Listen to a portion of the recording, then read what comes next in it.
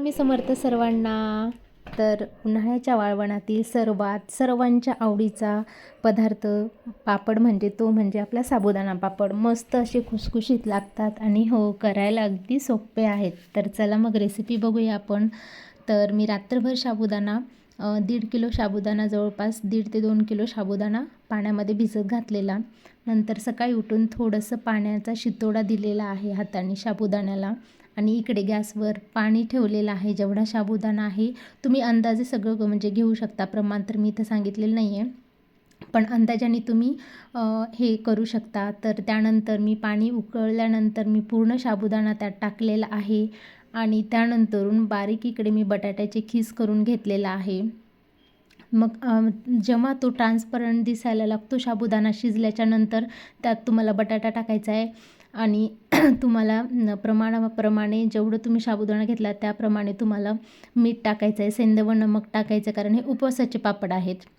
बरेच जण आपलं रेग्युलर जे व्हाईट मीठ असतं तेच यूज करतात. तर त्यानंतर मी थोडासा ठेचा टाकलेला आहे हिरव्या मिरचीचा. ते सगळं करून एकदम व्हाईट ट्रान्सपरंट जेव्हा व्हायला लागतं तेव्हा गॅस बंद केलेला आहे आणि असे आपलं जे कापड असतं ट्रान्सपरंट शीट, त्याच्यावर मी हे पापड घातलेले आहेत.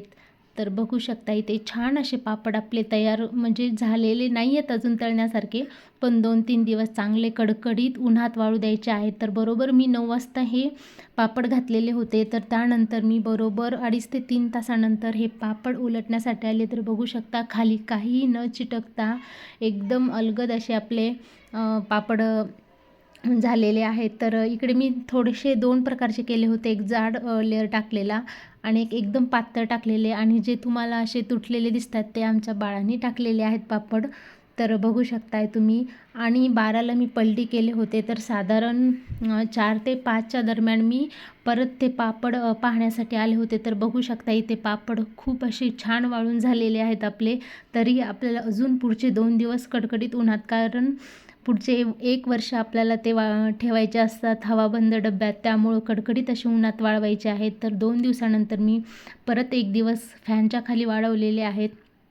तर बघूया आपण तळून पापड कसे होतात ते.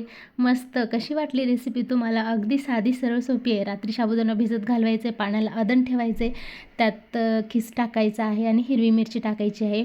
तर पापड आपण तळून बघूयात.